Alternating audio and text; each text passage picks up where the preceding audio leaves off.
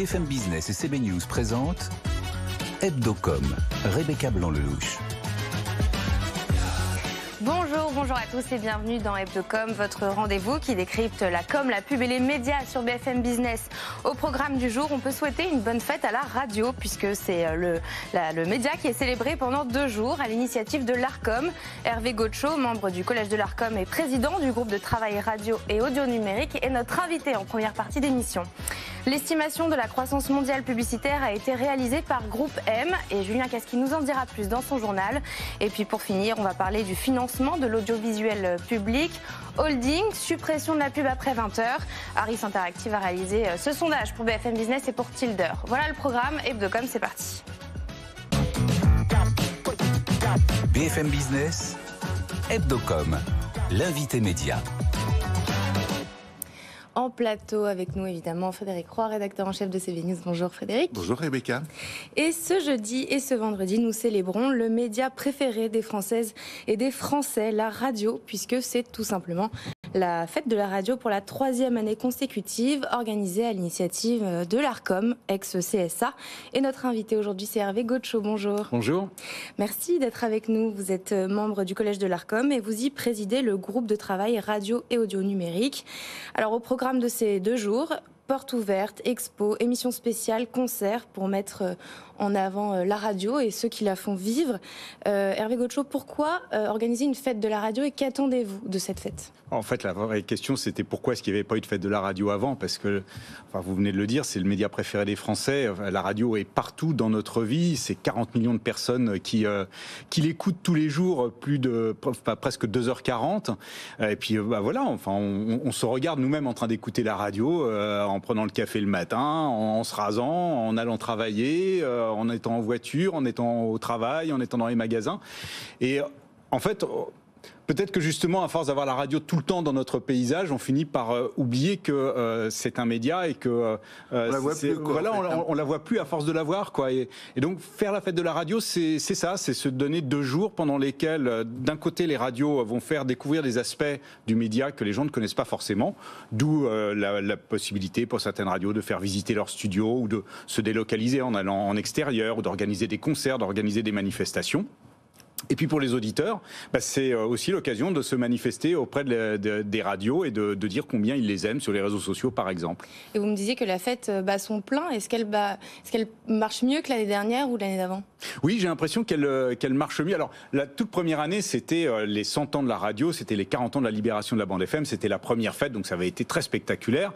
L'année dernière, on était en plein pendant les élections, donc peut-être que tout le monde avait un petit peu la tête ailleurs. Et là, cette année, on sent que, à nouveau, c'est vraiment reparti très fort. Les radios sont très mobilisées.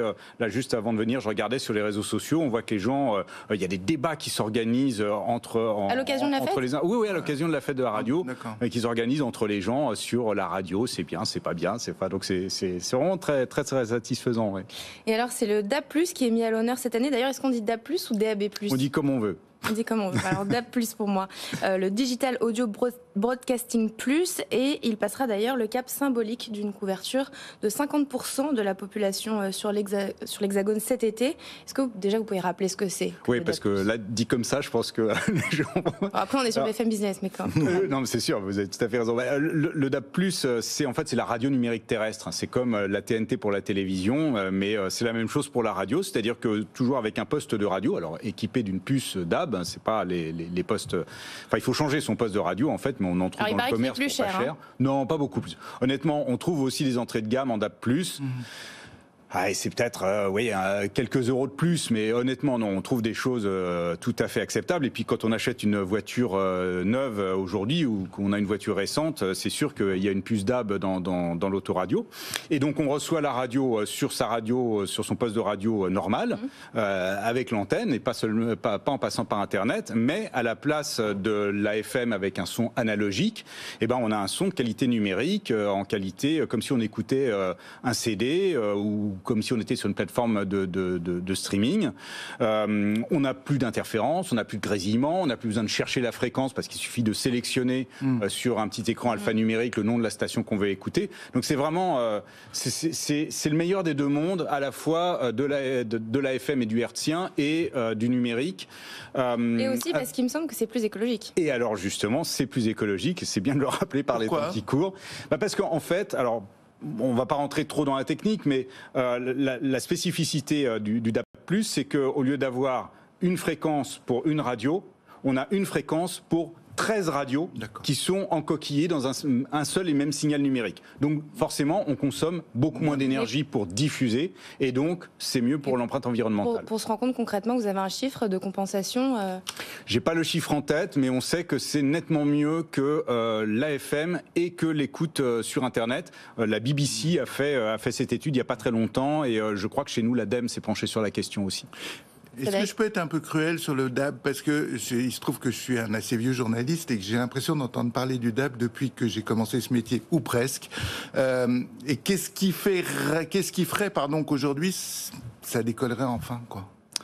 Ça décolle enfin. Alors c'est vrai, vous avez raison. Le DAB+ a véritablement démarré en France en 2014, donc ça fait quand même 9 ans. Ouais. Et on a attendu. Et c'est vrai que honnêtement, ça a eu du mal à démarrer parce que je pense qu'il y avait quelques grands éditeurs qui n'étaient pas absolument convaincus du bien fondé de cette nouvelle technologie.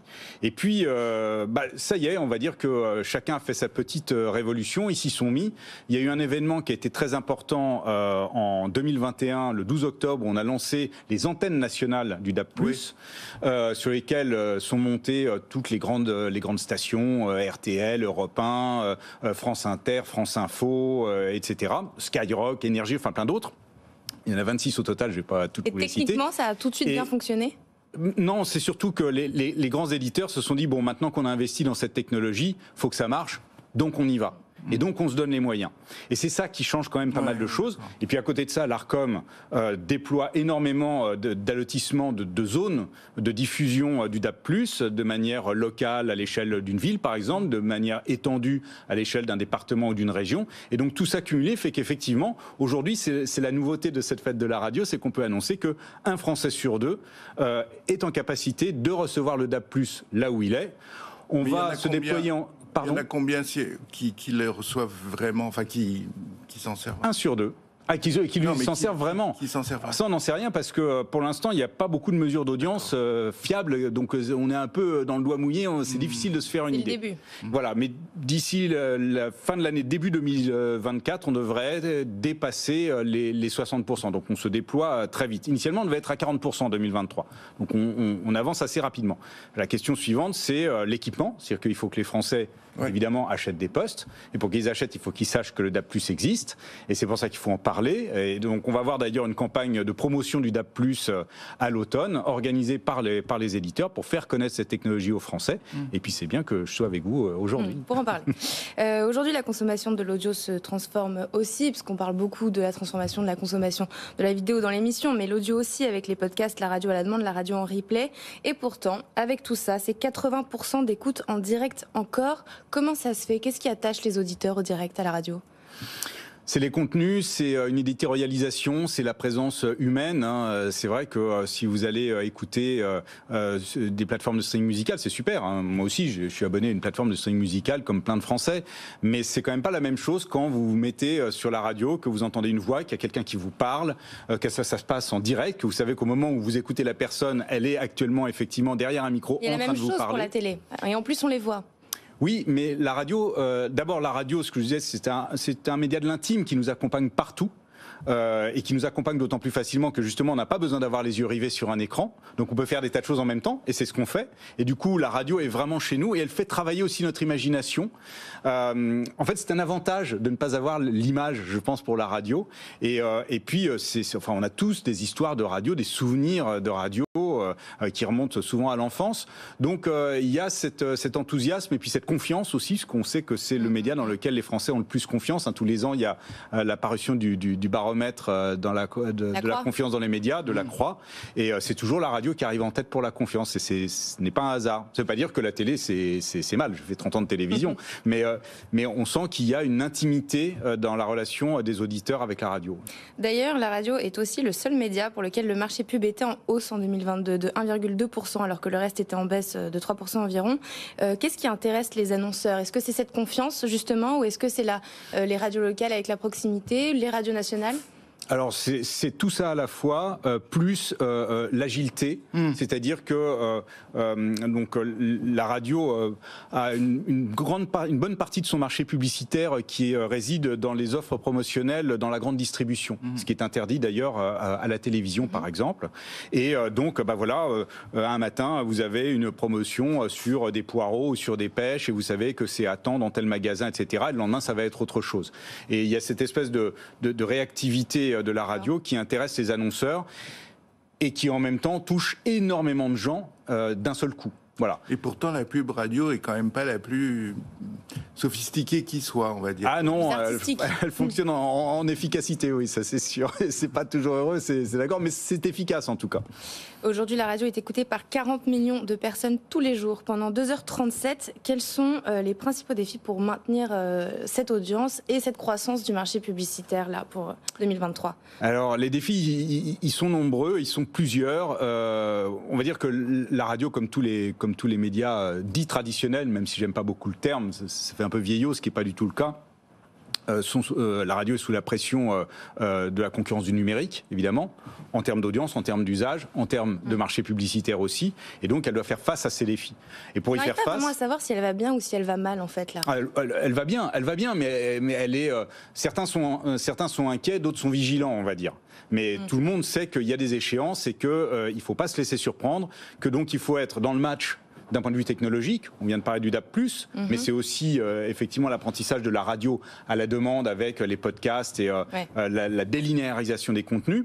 Il y a les enjeux liés aux contenus eux-mêmes, c'est-à-dire comment faire aujourd'hui pour que quelqu'un qui a une heure devant lui se dit tiens, plutôt que d'aller écouter de la musique sur une plateforme de streaming ou même d'aller regarder une série sur Netflix, je vais allumer la radio pour écouter ce qui se passe. Ça permet de découvrir aussi des nouveaux... Voilà, donc il faut aussi se réinventer de ce côté-là. Et puis, d'un point de vue économique, oui, les marchés publicitaires vont un petit peu mieux. C'est vrai à l'échelle nationale, c'est un peu moins vrai selon les territoires sur les marchés locaux.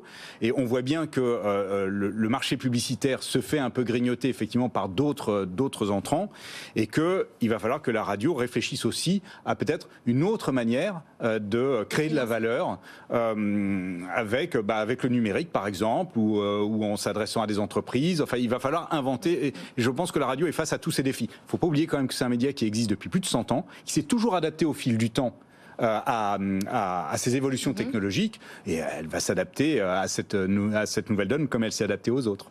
Pour terminer cette interview, on accueille Julien Casqui, notre journaliste BFM Business, qui va vous faire un petit questionnaire en rafale, 10 questions 2 minutes, avec un chrono, voilà. Je m'accroche. Allons-y. On lance le chrono, c'est parti. Allez, première question, Hervé Gocho. Le matin, quelle radio écoutez-vous ? Alors moi j'ai des vieilles habitudes de journaliste que j'ai été pendant 30 ans et je fais le tour des matinales, j'en écoute plusieurs. Beaucoup en fait. Le média radio en 3 mots. La résilience, l'intimité et la proximité, qui n'est pas tout à fait la même chose que l'intimité. Ce que la radio a, que n'a pas la télé. Elle n'a pas l'image. On vient d'en parler, hein, c'est-à-dire que justement ça crée une intimité que la télé ne crée pas. L'avenir de la radio, c'est le podcast ou pas ? Oui, entre autres, absolument, oui. 3 ingrédients pour faire une bonne émission de radio. De la bonne humeur, du sérieux, un troisième ingrédient, de la qualité du son. La voix de la radio qui vous a marqué dans votre vie ? Il y en a plusieurs, j'hésite entre Jacques Chancel, Pierre Bellemare. C'est des voix qui ont marqué mon enfance, donc voilà, j'en ai gardé ce souvenir-là. Il y a des très belles voix aussi aujourd'hui. Hein. Plutôt Philippe Bouvard ou Laurent Ruquier ? Tous les deux ont animé les deux. Les deux, ouais. Si vous étiez une émission de radio, ce serait laquelle? Ce serait une émission qui n'existe plus, que je regrette et que j'aimais énormément. C'était le Tribunal des flagrants délires, qui était quelque chose d'extrêmement drôle et d'extrêmement intelligent. Non pas que je me considère comme extrêmement drôle et extrêmement intelligent, mais j'aimerais bien. Est-ce que la radio doit être filmée? Oui, parce que c'est les usages un petit peu normaux. Il y a un certain nombre de radios qui se font suivre sur Internet en live stream, mais je préfère l'écouter que la regarder.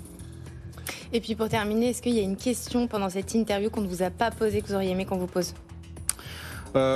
Oui, peut-être comment est-ce que justement l'Arcom, le régulateur, fait pour accompagner cette mutation du secteur? Le livre blanc, on n'a pas eu le temps d'en parler rapidement. Et alors effectivement, on est engagé dans la rédaction d'un livre blanc. Alors, bon, déjà, on accompagne le secteur au quotidien. Moi, c'est mon métier tous les jours. Et on est lancé dans la rédaction d'un livre blanc de la radio auquel on associe tous les acteurs du secteur et aussi des acteurs de secteurs connexes, comme par exemple les constructeurs automobiles sur la place du son dans la voiture.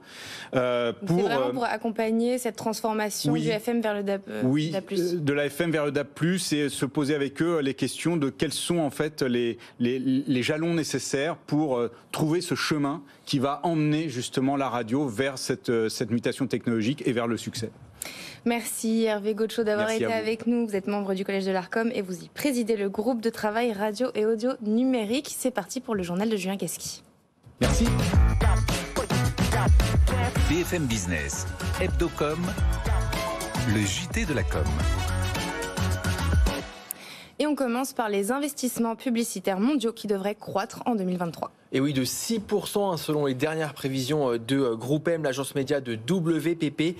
Des prévisions qui confirment dans l'ensemble, c'est publié en décembre dernier. L'étude porte sur 62 pays et sur tous les supports. Dans le détail, la croissance du digital sera ralentie en 2023. L'audience de la télé linéaire continuera à décliner, mais l'affichage devrait poursuivre sa bonne remontée portée par un rebond en Chine. En France, Groupe M prévoit une hausse de plus de 4% du marché publicitaire, avec un fort dynamisme au deuxième semestre dû à la fin de la crise sociale et à une baisse de l'inflation. La Commission européenne menace de démanteler Google. Elle vient de déposer une plainte pour abus de position dominante sur son activité de pub en ligne. Google est accusé de privilégier ses propres outils publicitaires, en l'occurrence sa plateforme de bourse d'annonces publicitaires AdX, au détriment de ses concurrents. La Commission européenne pourrait forcer Google à vendre une partie de ses activités de pub en ligne s'il ne cessait pas ce comportement. Des négociations vont commencer dans les prochaines semaines entre Bruxelles et le géant américain. Voilà, ça va commencer dans les prochaines semaines. Ce serait une première. Netflix pourrait diffuser des événements sportifs en direct. Et il commencerait par du golf. Selon le Wall Street Journal, Netflix réfléchit à organiser et à diffuser cet automne un tournoi de golf qui réunirait à Las Vegas des pilotes de Formule 1 et des golfeurs professionnels. Plus précisément avec des stars de sa série sur la Formule 1 Drive to Survive et de Full Swing sur la saison de golf 2022. Netflix se passerait ainsi d'acquérir les droits exorbitants d'une compétition sportive officielle tout en retransmettant un programme sportif. Et en parlant de droits télé, France Télé et M6 ont trouvé un accord pour diffuser les matchs de l'équipe de France de foot féminine. Omnicom se lance en France dans le retail média, soit la monétisation de la pub en ligne sur les sites de e-commerce. Omnicom ouvre un bureau à Paris de sa filiale Transact dédié à cette activité et déjà présent dans une vingtaine de pays. Cette nouvelle structure réunira 20 experts qui interviendront de manière transversale pour toutes les agences du groupe. Les recettes publicitaires du retail média pourraient dépasser celles de la télé d'ici environ 5 ans selon Groupe M. Et comme chaque semaine, on finit ce journal par notre campagne chouchou, par la campagne validée par Hebdocom de la semaine. Et cette semaine, on a choisi encore celle de Burger King. Encore, effectivement, à l'occasion de l'annonce de son partenariat avec le chef Michel Saran. Un partenariat qui a commencé ce mardi et qui se terminera dans 1 mois et demi. Pour cette première collaboration, l'ancien juré de Top Chef a créé 3 burgers inédits pour la chaîne de fast-food, des burgers qualitatifs comme il l'affirme. Pour cette campagne humoristique, Burger King surfe sur le décalage entre la réputation exigeante des chefs étoilés et la restauration rapide et mise sur l'autodérision de Michel Saran. On écoute et on regarde. Et on n'oublie pas la sauce olive. Vous avez fait le brief avec le maître d'hôtel? Quel maître d'hôtel? Sur le chèvre, la roquette, c'est à la pince. Mince. Ok, Michel. Non, ici c'est chef, oui chef. Oui, chef. Ok. Michel, ça en fout, hein. Toi, ton col, faut le faire repasser. Ouais. Le bench, je le veux toaster 16 secondes, pas 15. Michel. Je veux de l'émotion dans les assiettes. Ouais, chef. 15 assiettes, wesh. Heureusement que les masters du chef Michel Saran ne restent que jusqu'au 31 juillet. Burger King. Et une campagne qui sera déclinée en télé, en affichage et sur tous les réseaux sociaux est conçue par l'agence historique de Burger King, un certain Buzzman. Qu'on ne connaît pas du tout, dont on parle jamais dans l'émission. Jamais. Merci Julien pour le journal, c'est parti pour le Focuscom. BFM Business, Hebdocom, le Focuscom. Cette semaine est entrée en séance une proposition de loi qui pourrait chambouler l'audiovisuel public et son financement. Au programme, création d'une holding qui rassemble France Télévisions, Radio France, France Média Monde et l'INA et un plafonnement pour la publicité de ce système de parrainage après 20h. Pour rappel, la pub a été supprimée sur les chaînes publiques après 20h en 2009 et c'est pour compenser cette perte que le système de parrainage a été instauré. On a donc voulu se demander cette semaine ce que préfèrent les Français. Parrainage, pas de parrainage, limitation du parrainage et est-ce que ces modifications auraient des conséquences sur la qualité des programmes? Réponse mitigée, 40% préfèrent que les parrainages soient maintenus et 44% estiment que tout ça devrait pousser l'État à augmenter la dotation aux chaînes publiques. Harris Interactive a réalisé ce sondage pour BFM Business et pour Tilder. Pour en parler en plateau avec nous, Charlotte Ezen, bonjour. Bonjour. Vous êtes associée chez Tilder et aujourd'hui on reçoit sur le plateau d'Hebdocom Olivier Hubertali, bonjour. Bonjour. Merci d'être avec nous. Vous êtes journaliste au Point et auteur de Grandeur et décadence de la maison Lagardère au Seuil. Charlotte, légère majorité pour le maintien de ces parrainages. Ça ne suit pas vraiment ce qui est proposé dans cette proposition de loi en ce moment. Oui, tout à fait. Il y a une forme de contradiction entre, en tout cas, ce que pensent les Français et les propositions qui sont annoncées dans ce rapport et dans cette proposition de loi. Ce qui est intéressant, c'est que la question qui est posée, c'est celle du modèle finalement d'audiovisuel public que veulent les Français. Entre la tentation d'aller sur des applications payantes avec un choix de programmes très riche et celle d'avoir accès à des programmes de qualité mais avec en effet moins de publicité ou moins de détournement de publicité à travers ces parrainages, on sent que les Français sont assez divisés. Olivier Hubertali, comment on interprète ce résultat auprès des Français à l'occasion de ce remaniement? On a l'impression que finalement les Français, ils ont conscience qu'il y a besoin de ressources, de financement pour faire des programmes déjà. Donc c'est intéressant puisque ils ne sont pas nécessairement pour une suppression totale et sans son remplacement. Ce qui est important de comprendre, je pense, par rapport au parrainage aujourd'hui, c'est que c'est une exception faite pour France Télévisions qui est devenue très importante pour elle pour financer des programmes. Si on prend l'exemple d'un programme comme les Victoires de la musique, ouais. Ils ont un parrain qui est le Crédit Mutuel et qui permet à ce programme, dit France Télévisions, de le faire. Donc il faut savoir, ce qui est très important, c'est s'interroger quelle qualité de programme on veut. Est-ce qu'on veut des programmes de spectacle vivants ou non? Et ça, c'est une question auquel le législateur devra répondre. Justement, ces propositions arrivent dans un moment de tension entre les chaînes de télé privées et publiques. Depuis quelques semaines, TF1, M6 et les chaînes du groupe Altice et Canal accusent entre autres France Télé de réaliser, grâce à ces parrainages, un quart de son chiffre d'affaires publicitaire après 20 heures. En termes d'image, qu'est-ce qu'il y aurait de mieux pour le service public? Le service public essaye de se défendre. En fait, lui, ce qu'il dit, c'est que finalement, les chaînes privées sont un peu aigries aujourd'hui parce que, par exemple, TF1 et M6 n'ont pas pu faire de fusion. Oui. Ils ont un marché de la publicité réduit. Ce qui est important, je pense, que pour que le service public se justifie aujourd'hui, c'est vraiment d'apporter une différence en termes de programme par rapport à la concurrence privée. Donc, ce qu'ils font, ce qu'ils réussissent. Voilà, ce qu'ils arrivent à faire sur certains événements. Mais évidemment, comme ils disent qu'ils n'ont pas assez de moyens pour faire des programmes toute la journée, certains programmes de divertissement, je prends à refaire conclu par exemple, qui est un programme qui est populaire, mais ça reste un programme de divertissement qui pourrait être très bien sur TF1 ou M6. c'est pas ce qui va différencier vraiment France Télévisions. Donc France Télévisions, s'ils veulent jouer la carte de la différence, c'est vraiment, oui, mettre en avant peut-être plus d'émissions de débat. On parle d'émissions politiques aussi. Les émissions politiques à heure de grande écoute, elles n'existent plus vraiment.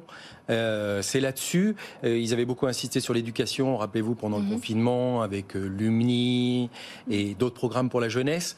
On a l'impression qu'on les voit plus beaucoup aujourd'hui. Charlotte ?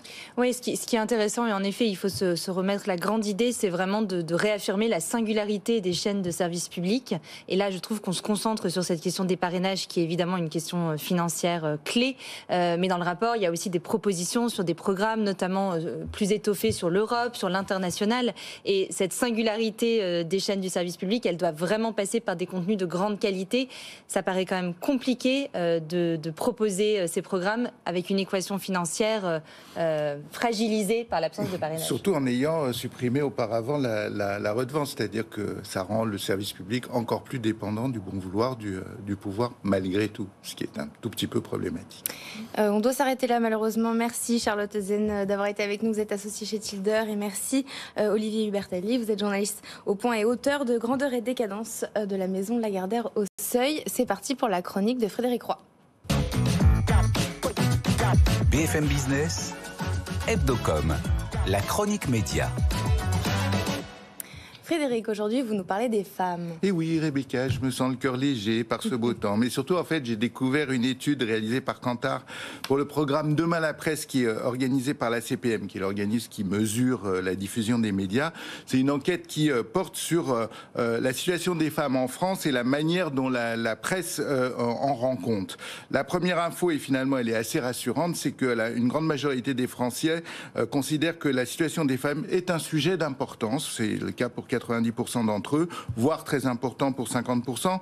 Pour situer dans la hiérarchie des sujets, ça se place naturellement derrière la santé, qui est la première préoccupation de nos concitoyens, mais devant des thèmes comme la justice sociale, le terrorisme ou même la question des retraites, qui nous a pourtant quelque peu occupés ces derniers temps. Et alors, comment la presse traite-t-elle ce sujet ? Pas si mal, à en croire l'étude, mieux en tout cas que les autres médias. Je suis désolé pour la radio, dont on parlait tout à l'heure, mais on voit que ce genre de résultats, on a un peu l'impression que tout va bien dans le meilleur des mondes. J'ai envie un peu de tempérer cette tendance.